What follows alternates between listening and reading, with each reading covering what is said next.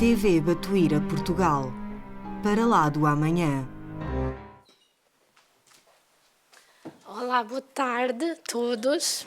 Olha, antes de mais, queria pedir-vos ou agradecer-vos a paciência, porque hoje vão precisar de um bocadinho de paciência, como veem a minha voz. Já esteve pior, graças a Deus, graças ali aos espíritos elementais e às casquinhas de cebola da sopa. Fizemos aqui uma magia e a voz apareceu.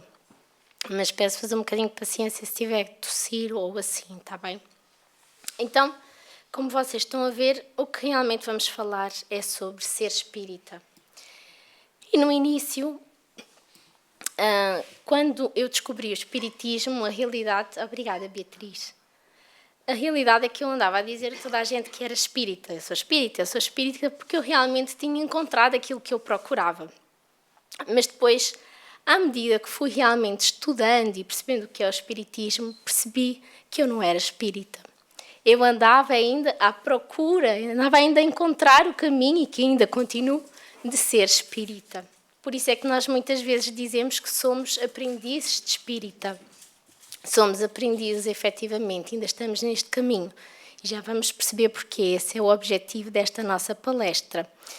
Mas, afinal, o que é isto, então, de ser espírita? E vamos trazer, então, a ajuda de universitários, começando pelo nosso querido Allan Kardec. No Evangelho segundo o Espiritismo, ele vem, então, questionar os espíritos.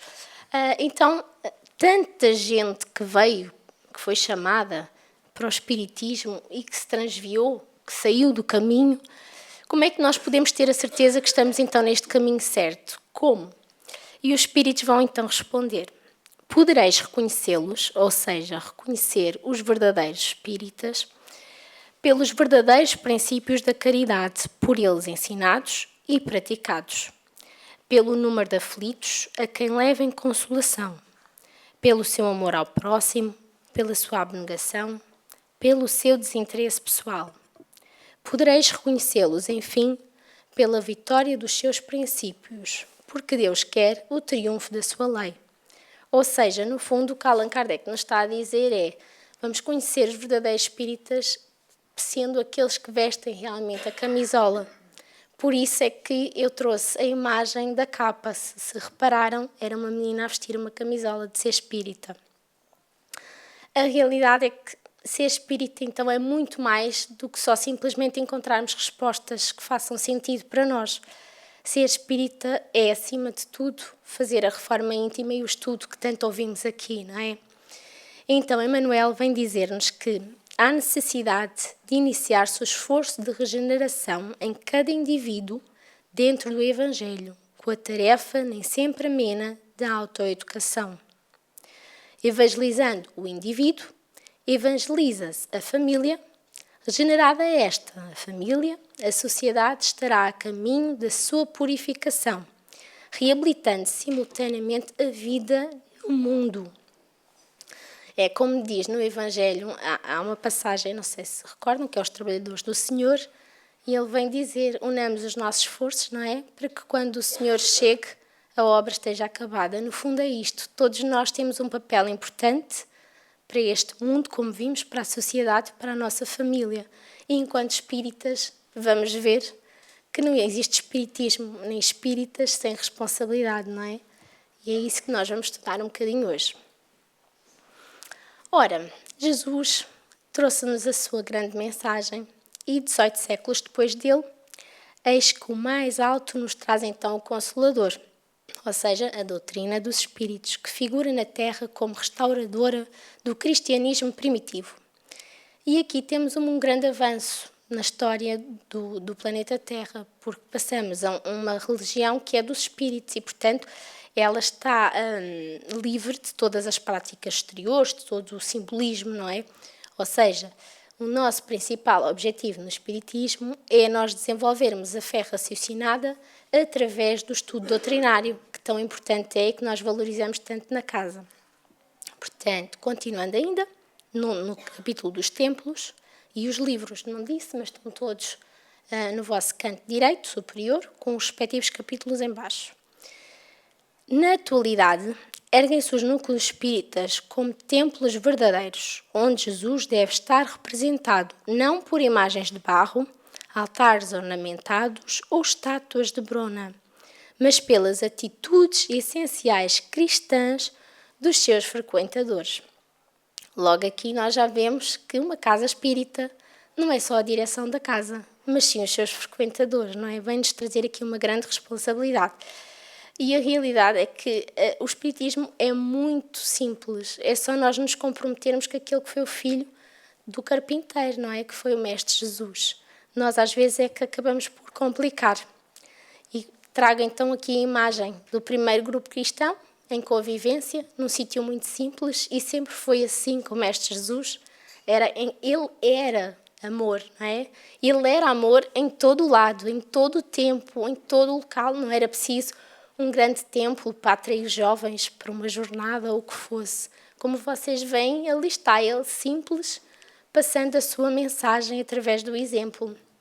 Também, ser espírita não é de todo saber muita teoria sobre o espiritismo. É claro que o estudo é importante, é importantíssimo, senão não avançamos, mas não é necessário que a pessoa seja um craque em conceitos do espiritismo. Não é isso que é ser espírita também, como alguns espíritos nos vão dizer ao longo da passagem. Continuando então ainda no Aconteceu na Casa Espírita, ainda no mesmo capítulo, vem dizer-nos que a verdade de uma casa espírita, ou seja, de nós todos que estamos aqui a frequentar, do ponto de vista da sua função na Terra, não está nos alicerces do concreto, e sim no estudo e na vivência do aspecto doutrinário.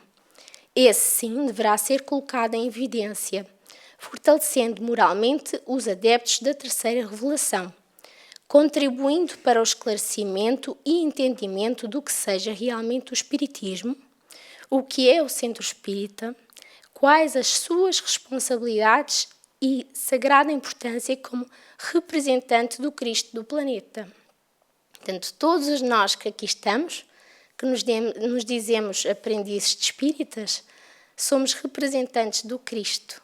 Então a responsabilidade é muito grande.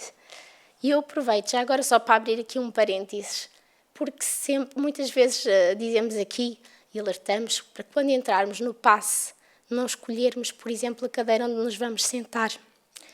E sempre que me dizem isso, eu lembro-me muito deste livro. Quem conhece o livro e quem não conhece, aconselho a leitura, aliás, de todos, mas desta em particular, porque vão perceber porque é que nós reforçamos tanto isso. Para além da falta de caridade com quem lá está, a realidade é que este enredo do Aconteceu na Casa Espírita explica todas as consequências por trás de uma atitude destas. Ora, então, falámos um bocadinho sobre centros espíritas e seus frequentadores e eu fui à procura, na Federação Espírita, o que é que a Casa Espírita pode então oferecer aos seus trabalhadores e frequentadores. E para meu espanto, Rosarinho, acho que temos quase tudo, se não tudo. Portanto, a nossa casa realmente é muito, muito completa.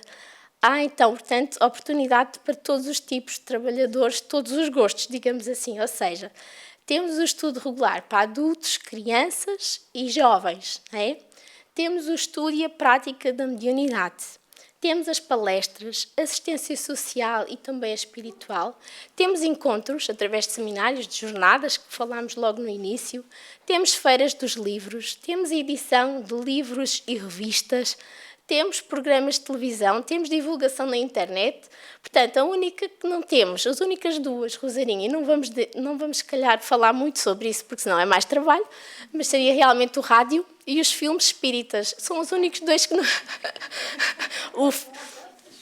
mas são os únicos que não temos. Como vocês veem, a nossa casa, e há de haver outras tantas, se Deus assim o quiser e o permitir, que tem realmente muitas fontes por onde nós podemos vir absorver o espiritismo. Portanto, é aproveitarmos, porque há poucas assim, infelizmente, mas temos que aproveitar porque esta dá-nos essa oportunidade. E porquê é que nós estamos então a falar nisto? Porque a realidade é que já vimos que nós somos o centro espírita, não é? E que estas tarefas não se fazem sem tarefeiros, sem trabalhadores, desculpem. E, portanto, todos vocês são convidados a isso, a estas tarefas de assistência e de trabalho que existe, como a Rosarinho bem disse no caso das jornadas, não é? Então, passando agora aqui um bocadinho para a Revista Espírita, eles vêm dizer-nos que o Centro Espírita tem finalidades definidas, tem compromisso com a doutrina espírita, que é clara e límpida em seus objetivos. Não pode e não deve estar à mercê dos que, por opinião pessoal, por simpatia a certas tendências, buscam transformá-lo em laboratório dos mais diferentes exercícios. Portanto, mais uma vez, nós somos representantes do Cristo. Eu posso vir aqui até dar a minha opinião, mas se eu adero, eu tenho que dizer que estou a dar a minha opinião, não a do Espiritismo. E eu não posso fazer isto aqui, não é? Portanto, nós todos somos responsáveis por passar a mensagem real que o Mestre Jesus e a espiritualidade maior nos trouxe. E realmente acaba por ser um bocadinho assustador, porque se vai ver que tantos médiuns, tantos autores de vários livros que acabaram por definhar naquele caminho que nós falámos no início, do procurando ser espírita, acabam por se desviar por alguma má tendência, por receberem algum a nível monetário, ou receberem algum bem material, não é? Ou mesmo por ego, o que for, acabamos por nos desviar. Desviam-se eles e nós que estamos no mesmo caminho. É muito fácil nos desviarmos, não é? Portanto, a nossa principal responsabilidade é realmente o comprometimento com esta doutrina abençoada. Aquele que tem a intenção de organizar um grupo de boas intenções, ou seja, uma casa espírita, deve, antes de tudo, assegurar-se no concurso de alguns adeptos sinceros que levem a doutrina a sério e cujo caráter conciliatório e benevolente seja reconhecido. E aqui chega ao nosso papel, enquanto frequentadores do Centro Espírita. A finalidade do Espiritismo é tornar melhores os que o compreendem. E isso é que nos devemos esforçar, não é? Por dar o exemplo e mostremos que para nós a doutrina não é uma letra morta. Eu não venho aqui só estudar, eu venho estudar para interiorizar e pôr em prática. Numa palavra, sejamos dignos dos bons espíritos se quisermos que eles nos assistam. Aqui então a espiritualidade ainda pôs mais descarada, ou seja, nem que seja para terem a assistência dos bons espíritos, vocês têm de se fazer melhores, porque senão não vai resultar, nem que seja por vocês, não é? O bem é uma couraça contra a qual viram sempre se quebrar as armas da malevolência. E eu gosto muito da Revista Espírita, porque a Revista Espírita tem assim um cunho muito científico também, eu sou assim mais de ciências. Noutra revista de 65, em agosto, o título chama-se O que ensina ao Espiritismo, vem dizer-nos que o melhoramento individual da pessoa é o que todo espírita sincero deve procurar. Esse é o caminho a seguir. E como é que ele faz? Dominando ou domando as suas más inclinações. Só assim é que ele realmente aproveitou o que é que o Espiritismo tem para lhe ensinar e só assim ele vai receber a sua recompensa.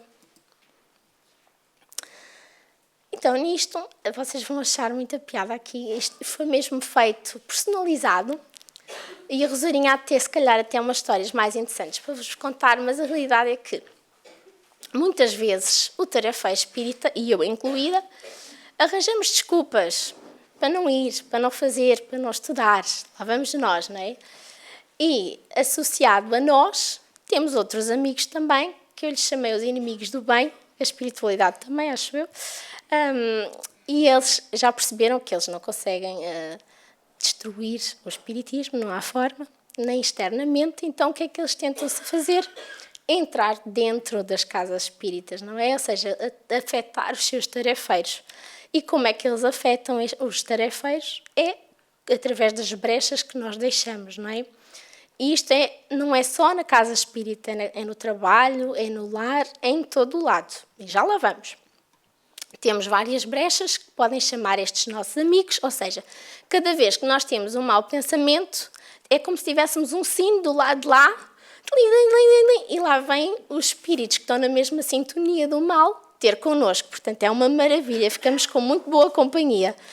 Portanto, muitas vezes achamos realmente, na casa espírita, que somos insubstituíveis, ou que eu sou o melhor porque eu estudo muito, ou então pode haver outros apelos a nível material, não é? Eu tenho uma casa para deixar muito limpinha, eu tenho, sei lá, um bem qualquer material que tenho que cuidar, ou uma desculpa, como a falta do tempo, por exemplo, não é? Mas a realidade é que são só desculpas.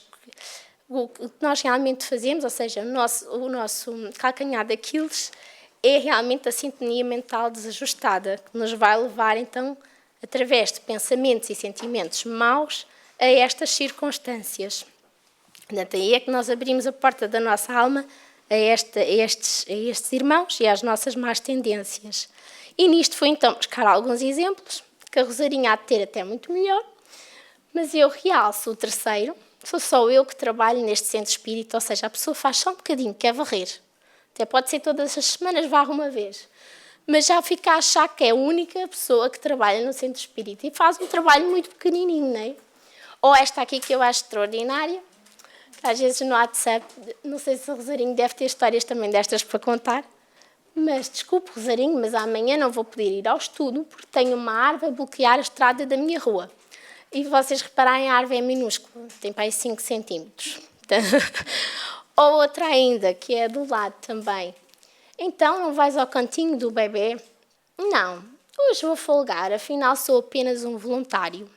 Ora, a realidade é que, por exemplo, quando eu falto uma sopa aqui, eu não estou a faltar à minha equipa. Eu não estou a descomprometer-me com a Ana, com o Luís, com o Tiago, com o António, com quem for a minha equipa encarnada. Eu estou a descomprometer-me com a equipa espiritual, que lá está para trabalhar comigo, não é? E, acima de tudo, também com os irmãos que estão do outro lado, ou seja, os sem-abrigo que estão em Lisboa, ou os bebés que estão no bairro, ou o que for. Esses irmãos estão à espera daquele consolo. Se eu falto, realmente eles não vão recebê-lo. Se eu falto, a espiritualidade também não me vai conseguir usar como meio para a caridade, não é? Para além de toda a dívida que nós teremos e que temos de saldar. Portanto, através do caminho do bem é muito mais fácil do que o caminho da dor, não é? O caminho do trabalho é sempre muito, muito mais fácil. Portanto, o que é que nós temos de refletir? Isto não é para nos desanimar, mas sim para nos pôr a pensar quais é que são as nossas intenções. Eu, quando vou à tarefa, eu vou por quê? Eu vou pelo sem-abrigo, eu vou pelo irmão, ou eu vou só para picar o meu ponto ou só para receber o meu bónus hora? Se calhar temos que pensar um bocadinho quais é que são então estes nossos motivadores. Passando agora para a religião dos espíritos, temos então o texto de Palavra aos Espíritas, em que começa com o Espiritismo revivendo o cristianismo. Eis a nossa responsabilidade. É imprescindível estudar, educando e trabalhar construindo. Não vos afasteis do Cristo de Deus, sob pena de converteres o fenómeno em fator de vossa própria servidão às cidadelas da sombra, nem algemeis os punhos mentais ao cientifismo pretencioso. Mantede o cérebro e o coração em sincronia de movimentos, mas não vos esqueçais de que o Divino Mestre superou a aridez, ou seja, a secura do raciocínio, com a água viva do sentimento, a fim de que o mundo moral do homem não se transforme em pavoroso deserto. Aprendamos do Cristo a mansidão vigilante, herdemos do Cristo a esperança operosa, imitemos do Cristo a caridade pura, tenhamos do Cristo o exemplo resoluto. Saibamos preservar e defender a pureza e a simplicidade dos nossos princípios. Não basta a fé para vencer. É preciso a fidelidade aos compromissos assumidos, se nos instala por chama inextinguível da própria alma. E aqui, quando eu li este livro, eu pensei, meu Deus, Emmanuel conhece-nos como ninguém, não é? Ele já reencarnou aqui na Terra antes e há de estar agora reencarnado, não é? Segundo as indicações que temos, por isso ele conhece bem aquela nossa gavetinha das desculpas. Então, ele parece que os textos dele são todos aplicados a nós, não é? Ele conhece-nos lindamente. E ele continua. O espiritismo, desdobrando o cristianismo, é claro como o sol. Não nos percamos em labirintos desnecessários, porquanto ao espírita não se permite a expectação de miopia mental. Sigamos, pois, à frente, destemerosos e otimistas, seguros no dever e leais à própria consciência, na certeza de que o nome do nosso Senhor Jesus Cristo está empenhado em nossas mãos. Vejam a responsabilidade mais uma vez aqui. Agora passando para o livro Ser Espírita, de Spartaco, o capítulo chama-se Pergunta Indispensável.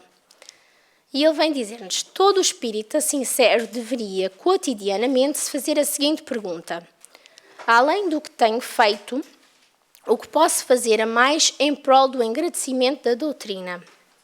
Sua maior divulgação, a fim de que os outros venham dela beneficiar-se tanto quanto me tenho beneficiado. Muitos adeptos do espiritismo, de muitos anos de adesão, e aqui um parênteses meu, acho que não é só de muitos anos, aqueles mais recentes também, aos seus princípios, permanecem na expectativa do que ele, o espiritismo, lhes tem a oferecer a mais. Ou seja, muitas vezes o adepto espírita está sempre a perguntar: o que é que o espiritismo pode oferecer mais de consolo? O que é que ele pode me satisfazer a nível de caráter pessoal? O que é que ele pode atender mais a nível das minhas únicas dores, não é? E a realidade é que o espiritismo não tem resultados por si só. Eu posso conhecer muito espiritismo, mas se eu não trabalhar, se eu não interiorizar, se eu não fizer o meu trabalho, que é único, ninguém pode fazer por mim, não é? Que é a reforma íntima, nós não vamos conseguir ter resultados com o espiritismo. Nós, não é? Ou seja, eu posso ter ovos, farinha e açúcar, mas se eu não os misturar, não puser no forno, não vai gerar o bolo, não é? Temos de fazer a nossa parte. Se quiser, posso caminhar, mas também, se quiser, posso me sentar à margem indefinitivamente. Precisamos todos estar conscientes disto. Perder tempo significa adiar a felicidade. Comprometimento com a... Desculpem, deixem-me só beber um bocadinho de água, senão vocês não vão entender. Melhorou. Quando vocês virem que a voz está assim a descambar, alguém lá do fundo que me levanta a mão, está bem? Ela é um bocadinho descambada ainda, coitadita, que está em recuperação. Mas voltando, eu vou ler a frase outra vez. Precisamos todos de estar consciente disto. Perder tempo significa adiar a felicidade. Vejam o quão extraordinário é também aqui o nosso pártico. Comprometimento com a causa espírita, quão poucos o têm e o desejam. Embora se tenham feito seguidores da doutrina, muitos ainda não logram superar o comodismo espiritual aurido nas religiões tradicionais. Imperceptivelmente ainda se encontram transitando na velha maneira de existir para um novo modo de ser e de pensar. Ele vai falar-nos um pouco da disciplina. Mas então, ser espírita, quando, onde e como? Jesus ensinou-nos, mas a espiritualidade também. No livro de André Luiz, A Conduta Espírita, nós temos estes capítulos todos de como ser em várias situações, em vários locais, espírita. E nós trazemos alguns certos. Então, no lar, ao menos uma vez por semana, formar o culto do Evangelho com todos aqueles que lhe comparticipam da fé, estudando a verdade e irradiando o bem através de preces e comentários em torno da experiência diária à luz dos postulados espíritas. Quem cultiva o Evangelho em casa faz da própria casa um templo do Cristo. Evitar o luxo supérfluo nos aposentos, objetos e costumes, imprimindo tudo características de naturalidade, desde os hábitos mais singelos até aos pormenores arquitetónicos da própria moradia. Não há verdadeiro clima espírita cristã sem a presença da simplicidade conosco. Ora, na via pública, demonstrar com exemplos que o espírito é cristão em qualquer local. A vinha do Senhor é o mundo inteiro. Colaborar na higiene das vias públicas, não atirando detritos nas calçadas e nas sarjetas. Cumprimentar com serenidade e alegria as pessoas que lhe convivem conosco, inspirando-lhes confiança. A saudação fraterna é cartão de paz. Ajudar os colegas de trabalho e compreendê-los, contribuindo para a honorabilidade da classe a que pertença. O espírita responde por sua qualificação nos múltiplos setores de existência. Aqui está André Luiz a dizer-nos que, independentemente de qual seja a nossa profissão, nós devemos enobrecê-la com então o selo da fé, com o selo da fé cristã, né? Com o selo da fé espírita. Agora, na sociedade, perdoar sempre as possíveis e improcedentes desaprovações sociais à sua fé, confessando quando preciso for, a sua qualidade religiosa, principalmente através da boa reputação e da honradez que lhe exornam o caráter. Cada espírito responde por si mesmo. Afastar-se dos locais viciosos, com discrição e prudência. Isto faz lembrar alguém, este parágrafo. Vamos ver se vocês chegam lá. Sem crítica nem desdém, somente relacionando-se com eles para emprestar-lhes a colaboração fraterna a favor dos necessitados. O cristão sabe descer à furna do mal, socorrendo-lhe as vítimas. E este capítulo é muito parecido ao capítulo 6 do Ser Espírita, que se chama Em Casa e na Rua, e ele vem alertar-nos que às vezes um minuto de invigilância nossa pode durar séculos de luta, ou seja, várias reencarnações que nós vamos gastar nestes tais minutos ou segundos de vício que possam existir. Portanto, aqui é a responsabilidade, mais uma vez, que André Luiz nos chama, não é? Atender aos postos felizes ou infelizes, cultos ou incultos, com respeito e bondade, distinção e cortesia. A condição social é apenas a apresentação passageira de todos os papéis são promutáveis na sucessão das existências. Agora na obra assistencial. E aqui a recomendação de André Luiz é pelo menos uma vez por semana cumprir o dever de dedicar-se à assistência em favor dos irmãos menos felizes, visitando e distribuindo auxílios a enfermos e lares menos aquinoados. Quem ajuda hoje, amanhã será ajudado. E mais uma vez lembro que, claro que aqui faço o convite às tarefas de assistenciais, mas, acima de tudo, primeiro tem que ver o estudo. E é um estudo que é comprometido. Porque se a pessoa nem ao estudo se conseguir comprometer, se não for assídua, se não for pontual àquele estudo, certamente não vai ser também à tarefa, não é?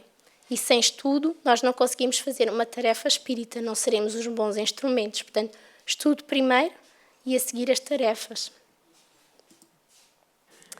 Organizar a diretoria e o corpo administrativo das instituições assistenciais exclusivamente com aqueles companheiros que se eximem de receber ordenados, laborando apenas com finalidade cristã, gratuitamente.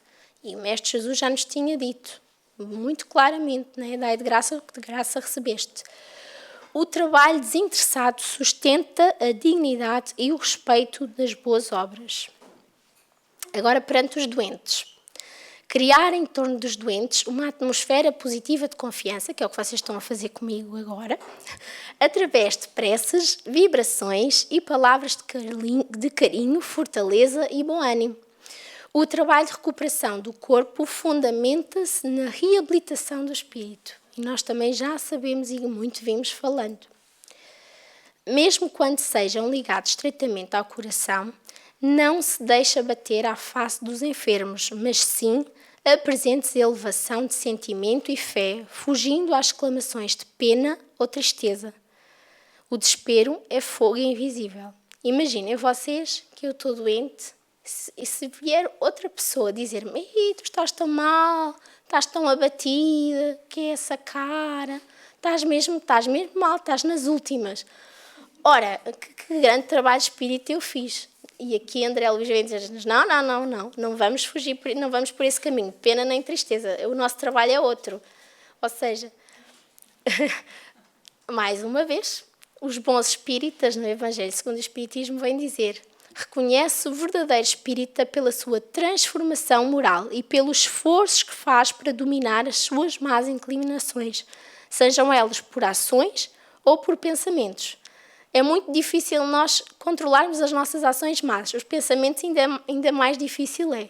Mas temos que fazer esse esforço. Temos que estar cientes que é difícil, mas nós vamos conseguir se nos mantivermos sempre vigilantes. Esse é o nosso objetivo. Ora, eu fui então à procura de alguns livros que nos trouxessem alguns exemplos, para estarmos assim um bocadinho inteirados, exemplos de espíritas que nos trouxeram as suas experiências. Então, fui ao livro de Voltaire, em que Jacob vai descrevendo, não é? Como é que chega do lado de lá. E eu não li a biografia dele, não sabia, para mim era o Jacob apenas. E ao ler o livro eu pensei, este espírito é muito orgulhoso, é arrogante, deve achar que é a última bolacha do pacote, que é o que a gente diz, né? Ou seja, que é insubstituível lá. E a realidade é que fui ler a biografia do Frederico, que é quem é o Jacob, não é? E fiquei espantada com o estatuto, se é que nós podemos chamar estatuto moral dele. Ou seja, ele conseguiu superar uma prova que é muito difícil, que é a prova da riqueza, não é? E que é muito escorregadia, muito, muito difícil e muito perigosa, e ele conseguiu. Ele também sempre foi teve muita candura, né? Candura do próprio crente, mas sem chegar ao fanatismo. Também era extremamente instruído, mas sempre teve uma postura muito simples e humilde. Ele chegou mesmo, a certa altura, a receber em casa dele 14 pessoas que eram vítimas do surto da gripe espanhola, que na altura também era muitas vezes letal, e ele recebeu-os, também passava várias receitas ao longo do dia, e a mensagem que ele nos vem passar neste livro, Na Luta Continua, é: não se acreditem, vejam, depois deste historial todo, ele vem dizer-nos, não se acreditem quitados com a lei, por haverem atendido a pequeninos deveres de solidariedade humana, nem se suponham habilitados ao paraíso por receberem a manifesta proteção do amigo espiritual. Ajudem a si mesmos no desempenho das obrigações evangélicas. Espiritismo não é somente a graça recebida, é também a necessidade de nos espiritualizarmos para as esferas superiores. E ele vem-nos dar este conselho porque é o conselho que ele sentiu, não é? Que ele chegou do lado de lá e todos emanavam luz e ele não. E vocês viram a biografia dele. Outro exemplo é o Spartaco, né? Aqui no caso ele também nos vem trazer o seu conselho, mas só para vocês terem um bocadinho noção. Ele foi um médium que trouxe várias mensagens de espíritos superiores que fizeram com que fosse fundada a Associação Médico-Espírita de São Paulo e vários centros espíritas. Portanto, ele é responsável por muito centro aqui no planeta Terra. E volta e meia também recebia dos seus benfeitores instruções para ir ter a casa de fulano ou cicrano, que ele nem conhecia, e ele ia lá aparecer e depois ele percebia que essas pessoas estavam realmente numa situação aflitiva e ajudava muitas vezes até com consolo, com a palavra amiga. E ele vem dizer-nos, depois de todo este historial, muito ativo enquanto espírita, o espírita que não se preocupa em vencer a si mesmo, não assimilou a essência da doutrina que processa. Como me arrependo do que disse e não fiz. O mérito individual é intransferível. A cada um segundo as suas obras e não segundo as suas palavras. Ou seja, vejam o que é que ele disse. Como me arrependo do que disse e não fiz. E ele era extremamente ativo em várias atividades espíritas. Mas o espírita de eleição, não é? O verdadeiro espírita que Allan Kardec nos veio falar nestas duas passagens do Evangelho que trouxemos, é o nosso querido Chico. E Spartaco vem então trazer mais ainda um bocadinho, no mesmo capítulo, no outro, que é o mesmo só que se chama Chico Xavier, diz: Chico Xavier não mandava a gente fazer nada, mas a gente saía da presença dele querendo fazer tudo. Chico era um espírito multiplicador de bênçãos. A gente até que se encontrava muito, porém conversava pouco. Dele, aos nossos ouvidos, qualquer palavra desencadeava um mundo de ideias e emoções. Ele dizia que muitas vezes ia só ter com Chico para ir buscar energia, força e orientação, o Spartaco, não é? porque ele era o seu mestre, era o seu amigo e era o maior exemplo encarnado que existia da vivência do Evangelho, não é? E ele neste capítulo vem-nos fazer muito refletir sobre o trabalho de Chico, porque realmente ele foi um espírito muito grande, conseguiu ocultar a sua verdadeira grandeza a todos. Ocultar no sentido de é como se ele graduasse a luz dele para não nos deslumbrarmos e para também não nos envergonhar a nós que somos pequeninos, muito pequeninos, não é? Portanto, acho que, e confirmo plenamente o que o Spartaco disse, ele diz que depois de Cristo foi o Espírito que mais nos ajudou a evoluir nestes degrauzinhos de evolução da sociedade, nós e do planeta Terra. Deixamos mais um bocadinho de água para me abastecer. Pronto. Então, nosso querido Chico, como se devem lembrar, nasceu a 2 de abril de 1910. Por isso também estamos falando um pouquinho sobre ele e devemos cada vez, e falamos sempre muito nele, e devemos sempre falar. Porque ele realmente, amanhã, exatamente, amanhã faz aninhos. Portanto, ele aconselhou-nos muito a perseverança, porque ele próprio dizia, sou Chico Xavier, por amor de Deus, e ele dizia, sou Chico Xavier, apenas um cisco na ordem das coisas, e era Chico que dizia isto. Portanto, e ele muitas vezes nos alertava, mas se ele diz que é um cisco, imaginem nós, não é? Ele dizia muitas vezes também, e é uma frase que eu gosto muito, que é, na tarefa cristã, começar é fácil, continuar é difícil e chegar ao fim é crucificar-se. E a realidade é que, se olharmos para a vida dele, realmente a tarefa cristã dele foi isto mesmo. Portanto, nós fazemos muito pouco por uma ou outra tarefa que possamos fazer na casa espírita, não tem nada a ver com o trabalho dele, não é? Ele escreveu mais de 450 livros, mas ele dizia, através da mediunidade, não é? E ele dizia, considero-me na mediunidade um animal em serviço. Vejam vocês, sou um animal a serviço dos bons espíritos. A humildade que ele tinha era incrível. Portanto, aqui o exemplo do nosso verdadeiro espírita. Agora, passando para a justiça divina, e muitos livros são dele, são quase todos, não é? Que nós trazemos sempre. No capítulo Tarefas, vem dizer, os espíritos puros desempenham missões gloriosas. Os espíritos bons, como já vimos nos exemplos anteriores também. Contudo, nós, embora com as imperfeições que ainda nos assinalam, podemos e temos a função pessoal intransferível nas engrenagens do mundo. Portanto, todos nós temos o nosso papel. Por pouco estejamos evoluindo, por muito baixo que ainda seja o degrau onde estamos, todos nós temos um papel importante a fazer. Não te afirmes à margem, nem te dês por inútil. Repara as lições que vertem silenciosas do livro da natureza. Importa, acima de tudo, fazer bem o que se deve fazer. E agora, para finalizarmos e não podia deixar de ser com o livro que gerou esta palestra, o Ser Espírita, trazemos então o texto do Spartaco.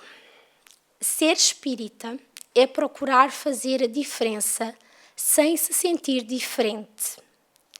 É agir com lucidez e responsabilidade, tomando a iniciativa do melhor em benefício de todos.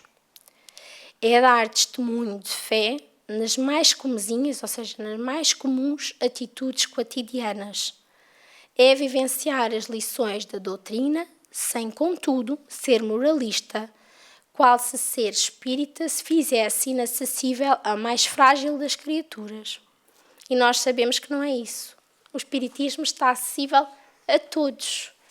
Existem médiuns espalhados, médiuns ostensivos, no caso, espalhados por todo o lado, para espalhar o espiritismo, não é? O mestre não deixou ninguém abandonado. É respeitar os companheiros de ideal, dialogando fraternalmente sobre possíveis pontos de divergência. É apaziguar os ânimos exaltados e empreender campanhas de silêncio, quando a conversa leviana ameaça o rendimento do trabalho. E eu, ao ler isto, lembrei-me que na tarefa da sopa já tive várias situações em que, se calhar eu já fiz a mesma, mas é mais fácil olhar para o erro do outro, então vou-vos dizer os erros que eu já ouvi, mas eu também de certeza que hei de ter feito. Já aconteceu, por exemplo, depois de uma entrega de uma sopa, começarmos a falar sobre política. Não se deve fazer.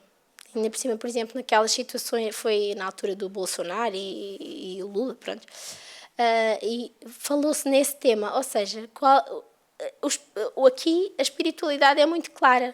Se isso acontecer e estamos numa tarefa, isso vai tirar o rendimento do trabalho do grupo todo, portanto temos de nos disciplinar para isso, não é?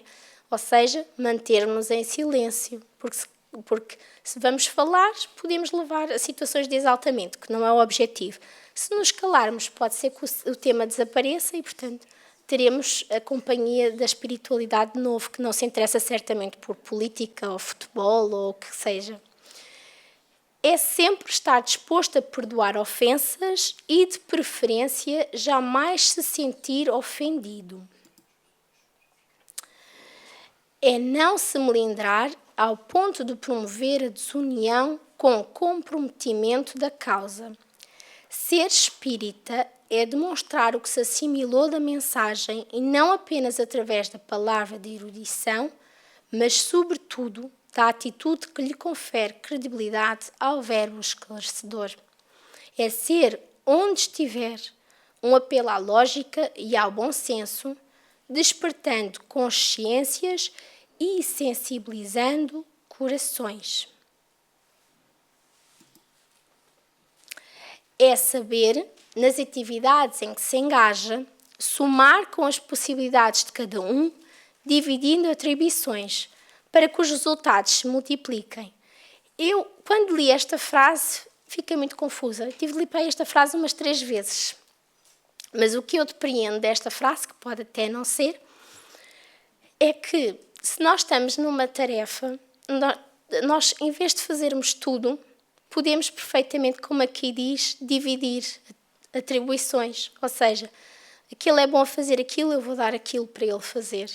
O outro é bom a fazer tal tarefa, eu vou dar aquela. É nós termos a caridade de conseguir distribuir este trabalho, não é?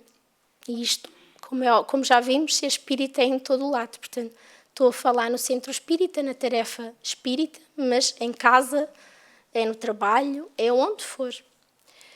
É não reclamar prestígios e privilégios. É não se considerar algo que ainda não se é e que, de modo geral, todos estamos muito distantes de ser, que é o ser espírita, não é? É não se iludir no corpo para não se decepcionar fora dele. Ser espírita, portanto, é amar sem restrições, admitindo o equívoco cometido e voltar atrás se necessário, mas atenção, sem que se humilhe e sem que se sinta humilhado. Nós sabemos que todos estes sentimentos não nos levam a lado nenhum. É o medo, a humilhação, não vai fazer com que a gente evolua. Ok, reconhecemos o erro, mas vamos corrigir e vamos avançar, não vamos ficar a olhar para trás. Antigamente eu era assim, porque quem tem assim uma veia perfeccionista sabe, não é? A pessoa é perfeccionista em algum ponto da vida, ou em vários, então se não está perfeito e se errou, meu Deus do céu, parece que caiu Carmen e a Trindade. Resultado, a pessoa fica a moer naquilo, e não anda nem para a frente nem para trás. Nem melhora com o erro, que ainda é pior, não é? É experimentar indefinível alegria por seguir a Jesus e somente a Ele. É, sim, reconhecer-se limitado, porém não acomodado em suas próprias mazelas.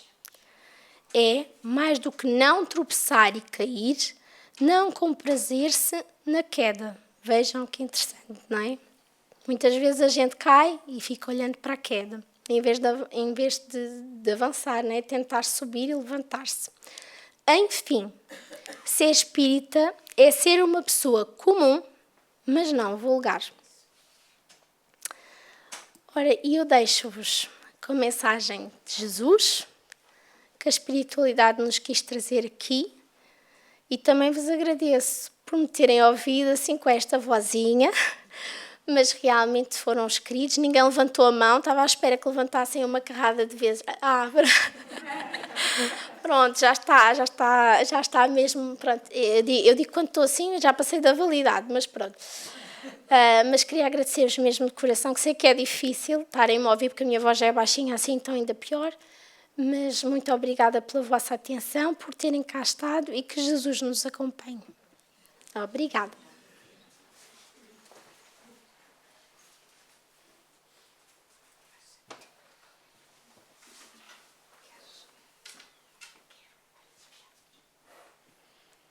Então, mais uma vez, boa tarde a todos. E vamos finalizar a tarefa da Bárbara, que foi falar-nos de ser espírita. Não é porque somos espíritas que somos melhores que os outros, não é por sermos espíritas que vamos alcançar planos superiores. Fomos chamados ao novo Consolador, ao Consolador prometido, melhor dizendo, exatamente para que tomássemos consciência de que somos espíritos numa experiência absolutamente humana, mas ainda assim não deixamos de ser, na nossa essência, aquilo que de facto nos trouxe até aqui, ao plano da matéria, que é sermos um espírito. E o Espiritismo vem-nos chamar para que levemos a nossa vida com muito mais espiritualidade do que levamos, e que é tão difícil, como a Bárbara nos acabou por contar, como é tão difícil no dia a dia termos essa consciência de que somos espíritos e de que a única bagagem que nós levaremos connosco é exatamente a bagagem dos bons atos ou dos atos infelizes que tomemos. Esquecemos-nos, mas porque nos esquecemos de vez em quando, que é verdade, Deus dá-nos sempre a oportunidade de repetirmos. E nós estamos aqui como alunos repetentes, mas vamos aproveitar esta encarnação para melhorar aquilo que já melhorámos noutras encarnações e já temos muitos ganhos, mas também para não voltarmos a repetir algumas das nossas lições. A Bárbara falou de um espírita muito conhecido no Brasil e em particular em São Paulo, que foi Spartaco Ghilardi. Spartaco Ghilardi fundou o Grupo Espírita Batuíra em São Paulo, e o Sr. Orlando e a Dona Aldina tiveram a grata possibilidade de conviver com ele durante 25 anos, que foi o tempo que lá estiveram nesse centro. E o Sr. Orlando aprendeu muito com aquele médium extraordinário que ele foi e que foi espírita verdadeiramente. Ele recebia todos e recebia muitos a qualquer hora do dia, em qualquer momento, atendia os telefones. Mas como ele nos diz mais tarde, já desencarnado no livro Alto Tarefeiro Espírita, ele não fez quase nada. E tinha muita vergonha, agora no plano espiritual, daquilo que deixou por fazer. Que vamos deixar por fazer, sabemos, mas que deixemos o mínimo possível que consigamos. Bom, vamos para a prece, mas antes da prece, e antes que me esqueça, eu gostava de dizer-vos que depois da prece pedimos a todos que não se levantem de imediato. Parece que têm estamos na Páscoa, não é? E parece que tem uma pequena surpresa que vem aí, que as crianças, que ninguém está a ouvir, estão a fazer na cozinha, está bom? Portanto, eles já estão prontos para entrar. Vamos então para a prece.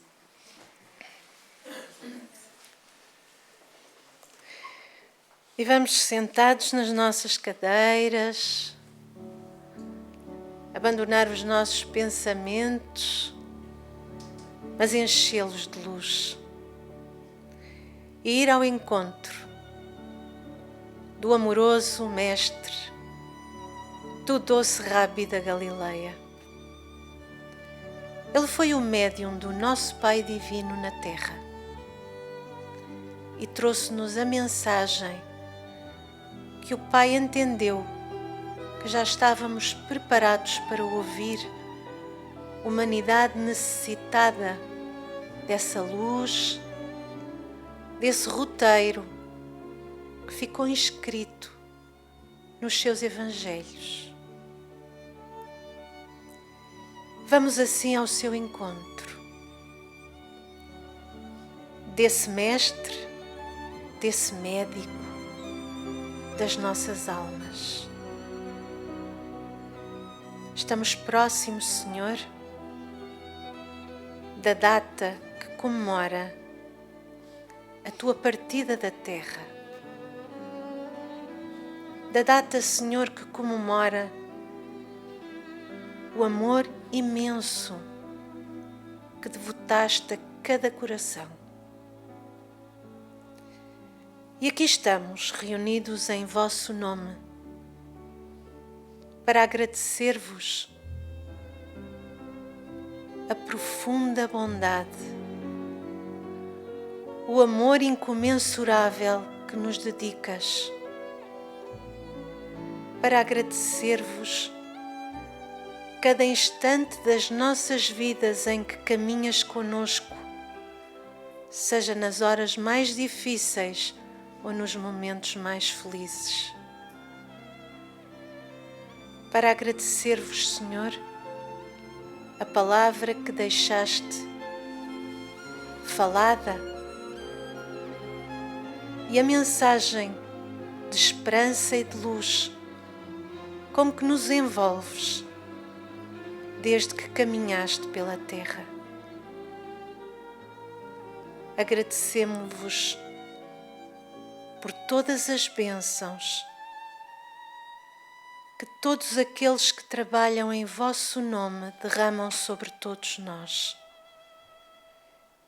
E agradecemos-vos, Mestre, por apesar das nossas dificuldades, continuares nas nossas vidas, concitando-nos a perdoar, a orar e a bater à vossa porta, pois ela abrir-se-á. Rogamos por esta humanidade e por este planeta. Rogamos pela paz nos corações de todos os homens. Rogamos, Mestre, por cada nação e por cada dirigente. E rogamos, Senhor, para que nos ajudeis no silêncio das nossas almas e dos nossos corações a ultrapassarmos as nossas dificuldades com a certeza de que vós estáis no final do caminho. Abençoai-nos e sede conosco, hoje, agora e sempre, e que assim seja. Graças a Deus. TV Batuíra Portugal. Para lá do amanhã.